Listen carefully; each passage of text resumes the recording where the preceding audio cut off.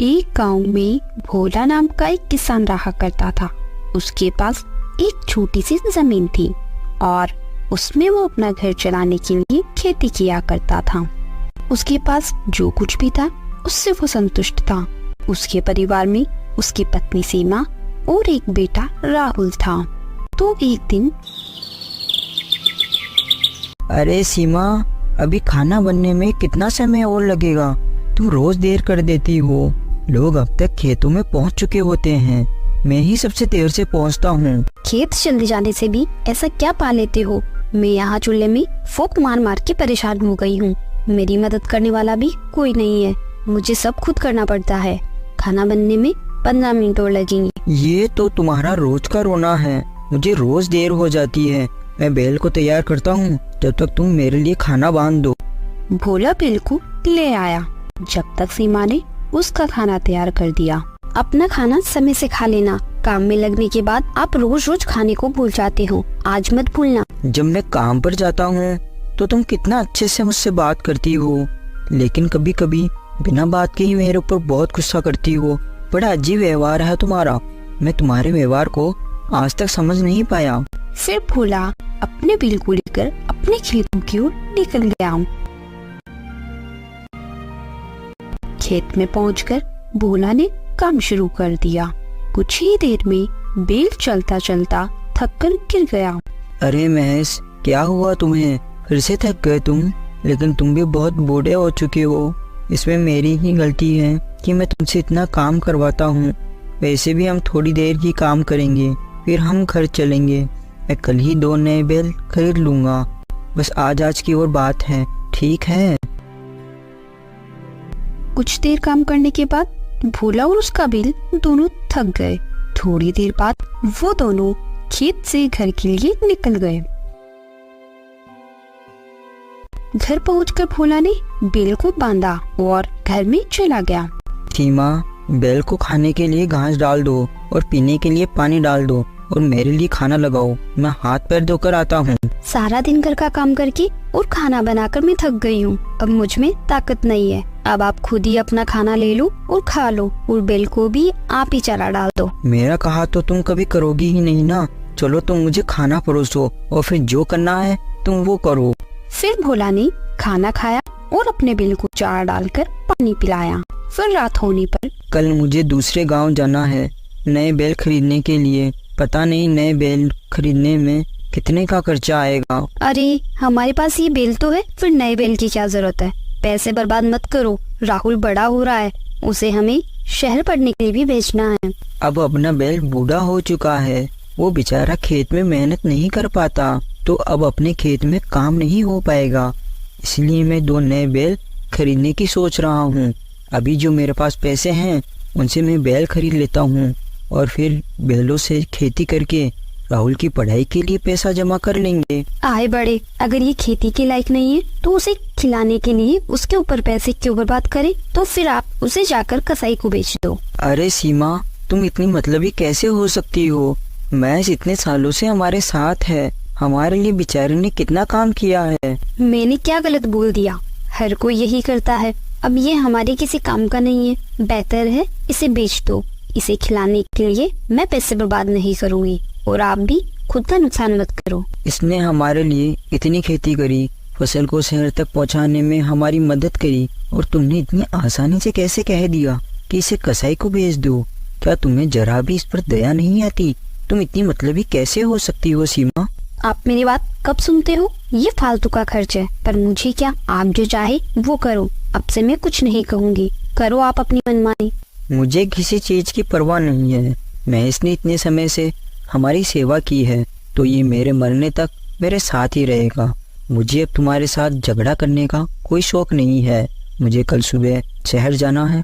बेहतर यही है कि अब मैं सो जाऊं। मुझे भी आपके साथ लड़ाई करने का कोई शौक नहीं है। आप वैसे भी अपनी मर्जी से ही चलोगे। अगले दिन सुबह होते ही भोला नए बैल खरीदने के लिए दूसरे काम की ओर निकल जाता है। अरे क्या हुआ भोला, आज तुम यहाँ कैसे? मैं यहाँ 2 जवान बैल लेने आया हूँ। क्या तुम्हारे पास है? हाँ हाँ, क्यों नहीं। 15 दिन पहले ही मैंने 2 जवान बैल खरीदे हैं। एक किसान मुझे बेचकर गया था। बेचारे को पैसों की बहुत जरूरत थी। चलो मैं तुम्हें वो बेल दिखा देता हूँ। फिर व्यापारी भोला को बेलों के पास ले जाता है। यह रहे वो दोनों बेल। अगर तुम्हें ये दोनों पसंद है तो ले लो। दोनों बेल सुंदर और जवान हैं। हाँ, ये दोनों बहुत मजबूत बेल है। मुझे ऐसे ही बेलों की तलाश थी, लेकिन इनकी क्या कीमत है? इनकी कीमत सिर्फ 10,000 रुपए है। हे भगवान, इनकी इतनी कीमत, क्या कुछ कम नहीं हो सकता क्या? मैं इन्हें 8,000 रुपए में लेकर आया था। एक बेल 4,000 रुपए का है और मैं इन्हें 15 दिन से खिला रहा हूँ। और तुम्हें तो पता ही है, जवान बेल खाते भी बहुत हैं। अब इनके ऊपर जो मेरा खर्चा हुआ है वो तो मुझे इनकी कीमत में जोड़ना ही पड़ेगा ना। वो तो मैं समझ गया, लेकिन मैं तुम्हें केवल इनके 9,000 रुपए ही दे सकता हूँ। मतलब एक बेल के 4,500 रुपए। चलो ठीक है बोला, तुम 9,000 रुपए ही दे दो, क्योंकि मैं तुम्हें कई सालों से जानता हूँ, इसीलिए मैं तुम्हें 9,000 रुपए में दे रहा हूँ। लेकिन खेती के लिए बारिश पर निर्भर है। पिछले साल की तरह इस साल अगर बारिश नहीं हुई तो तुम्हारे लिए ये नुकसान का सौदा होगा। तुम बेलों के लिए इतनी रकम क्यों खर्च कर रहे हो? तुम्हारे पास एक बेल पहले से भी तो है।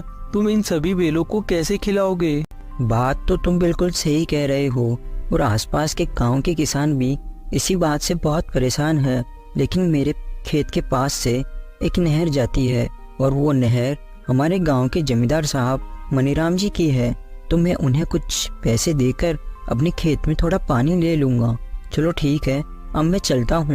फिर भोला वहाँ से अपने बेलों को लेकर अपने घर के लिए निकल जाता है। कुछ देर चलने के बाद वो अपने बेलों के साथ अपने घर पहुँच गया। ये देखो, मैं 2 नए बेल ले आया हूँ। देखो और बताओ कैसे लगे। क्या बात है, ये बेल तो बड़े ही ताकतवर नजर आ रहे हैं। लगता है काफी महंगे होंगे। और क्या कीमत दी आपने इनकी? ये सस्ते तो नहीं हो सकते, है ना? हाँ, तुम्हारा कहना बिल्कुल सही है। ये बैल जवान और ताकतवर है, इसीलिए मुझे इनके लिए मेरी सारी जमा पूंजी देनी पड़ गई। लेकिन ये हमारी खेती और हमारे आने जाने के लिए लंबे समय तक काम आएंगे। आप जिस व्यापारी से इन बेलों को लेकर आए हो, तो आप उसी व्यापारी से अपनी इस पुरानी बेल की बात कर लेते। तुम अपनी फालतू की बातें बंद करो। जब तक ये या मैं मर नहीं जाते तब तक हम साथ रहेंगे। आगे से तुम इसके बारे में कुछ नहीं बोलोगी। ठीक है, लेकिन अपने सारे पैसे तो इन बेलों पर ही खर्च कर दिए। अब आप खेत के लिए बीज कैसे लेकर आओगे? कहाँ से आएंगे अपने पास पैसे? और इस साल बारिश नहीं हुई तो अपन क्या करेंगे? अरे इसकी चिंता तुम मत करो। मैं आज ही अपने गांव के सेठ हीरालाल से कुछ पैसे उधार ले लूंगा और उनसे बीज ले आऊंगा, और थोड़े पैसे जमींदार को देकर अपने खेत के लिए पानी ले लूंगा। फिर अगले दिन भोला सेठ हीरालाल के यहाँ जाता है। सेठ जी, आप मुझे कुछ पैसे उधार दे दीजिए। मैं इस बार की खेती करके आपके पैसे लौटा दूंगा। मेरे पास जो भी पैसे थे, मैंने उन पैसों से 2 नए बैल खरीद लिए। अब मुझे बीज लेने के लिए और पानी के लिए पैसे चाहिए, और मैं पानी के लिए जमींदार जी को कुछ पैसे दे दूंगा और उनकी नहर से अपने खेत के लिए थोड़ा पानी ले लूंगा। भोला की ये बात सुनकर सेठ हीरालाल बहुत गुस्सा हो जाता है। भोला, तुम अपनी औकात से बाहर बात कर रहे हो। अगर तुम्हें 10,000 रुपए चाहिए तो तुम्हें अपने दोनों बैल मेरे पास गिरवी रखने होंगे। लेकिन सेठ जी, मैं खेतों में बीज डालने के बाद आपको मेरे दोनों बैल दे जाऊंगा। ठीक है भोला, तुम शाम होने तक ये दोनों बैल मुझे खुद ही दे जाना, वरना मेरे आदमी तुमसे ये बैल लेने आ जाएंगे। लेकिन बेचारे भोला के पास और कोई दूसरा रास्ता नहीं था, इसलिए भोला अपने बेलों को देने के लिए राजी हो जाता है और सेठ से पैसे लेकर वहाँ से चला जाता है।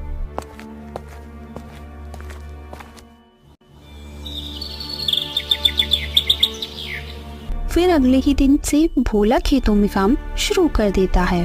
भोला सुबह से लेकर शाम तक अपने खेत में बहुत मेहनत करता और बीज बो देता है। फिर शाम होने पर सुनो, आज तुम्हें नए मालिक के पास जाना पड़ेगा, लेकिन तुम चिंता मत करो, मैं तुम्हें जल्दी ही वहाँ से छुड़वा लूंगा। जैसे ही मेरी फसल कटेगी, मैं वैसे ही सेठ जी को पैसे देकर तुम्हें वहाँ से छुड़वा लूंगा। फिर भोला उन बेलों को लेकर सेठ हीरालाल के यहाँ चला जाता है और हीरालाल को दोनों बैलों को देकर वापस अपने घर चला जाता है। कुछ ही महीने में भोला की फसल तैयार हो जाती है। मैं कल ही फसल को काटकर मंडी में बेच आऊंगा और मेरे दोनों नए बैलों को छुड़वा लूंगा। फिर भोला अपने घर चला जाता है। उधर ये बात सेठ हीरालाल को सारी बात उसका आदमी बता देता है। अगर भोला ने कल फसल काट ली तो वो मुझे पैसे दे देगा और अपने बैल छुड़वा लेगा। मुझे ऐसा कुछ करना पड़ेगा जिससे भोला मेरे पैसे नहीं चुका पाए और मैं उसके दोनों बैल हड़प लूं और साथ ही साथ उसकी जमीन भी हड़प लूं। सेठ जी, अगर अपन भोला की फसल में आग लगा दे तो भोला कल कौन सी फसल काटेगा? ना रहेगी बांस, ना बजेगी बांसुरी। हाँ, तुम बिल्कुल सही कह रहे हो, लेकिन ये काम तो आज रात ही करना पड़ेगा। फिर रात होने पर सेठ हीरालाल और उसका आदमी दोनों भोला के खेत में चले जाते हैं और वहां जाकर भोला की फसल में आग लगा देते हैं और वापस वहां से चले जाते हैं। अगले दिन सुबह होने पर जब भोला अपने खेतों में पहुंचा तो वहां का नजारा देखकर भोला के होश उड़ गए। भगवान, ये कैसे हो गया? अब मैं क्या करूँगा? मैंने कितनी मेहनत से ये फसल उगाई थी, अब मेरे सारे सपने अधूरे रह गए भगवान। तभी वहाँ सेठ आ जाता है। क्या हुआ भोला? तेरे खेतों में आग कैसे लग गई? पता नहीं सेठ जी ये कैसे हुआ, लेकिन सेठ जी मैं तो बर्बाद हो गया। मैंने आपसे जो भी खर्च लिया था वो सारा पैसा मैंने इस खेती में लगा दिया। सोचा था फसल बेचकर आपका सारा कर्ज चुका दूंगा और मेरे बैल वापस ले लूंगा। अब मेरे परिवार का क्या होगा? वो भी भूखा ही मर जाएगा।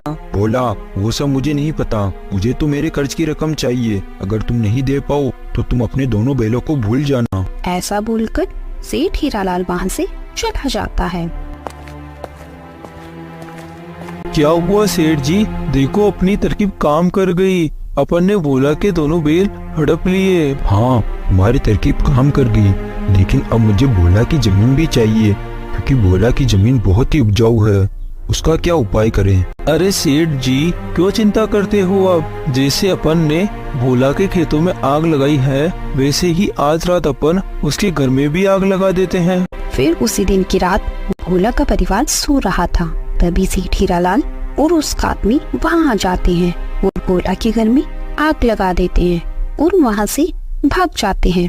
पूरे गांव में हाहाकार मच गया। सभी लोग खड़े खड़े भोला के घर को जलते हुए देख रहे थे। लेकिन तभी राहुल के चिल्लाने की आवाज आती है तो भीड़ में खड़ा राजू हिम्मत करके भोला के घर में जाता है और देखता है कि भोला और उसकी पत्नी सीमा तो आग में जल गए। लेकिन उसने देखा राहुल अभी भी जिंदा है तो राजू राहुल को उठाकर बाहर ले आता है। अगले दिन राजू ने भोला और उसकी पत्नी का अंतिम संस्कार कर दिया और उधर सेठ हीरालाल ने भोला की जली हुई झोपड़ी की जगह भी अपना कब्जा संभाल लिया।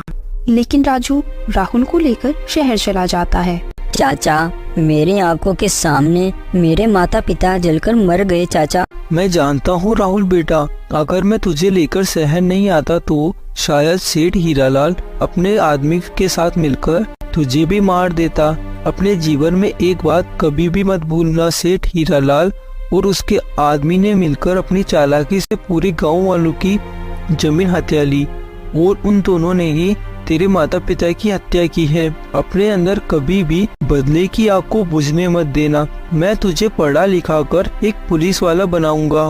राजू की बात सुनकर राहुल रोने लगा और उसी दिन से मन लगाकर पढ़ाई करने लगा। कुछ सालों बाद पढ़ लिख कर राहुल एक पुलिस वाला बन गया। अब वो पूरे 28 साल का हो गया था। अच्छा, आपने जो मेरे ऊपर उपकार किए हैं मैं उन्हें कभी भूल नहीं पाऊंगा। मैं आज ही अपने गांव जाऊंगा और सेठ हीरालाल को और उसके आदमी को दोनों को अरेस्ट कर लूंगा। हाँ बेटा राहुल, जाओ तुम अपने गांव और सेठ हीरालाल को अपने कर्मों की सजा दो।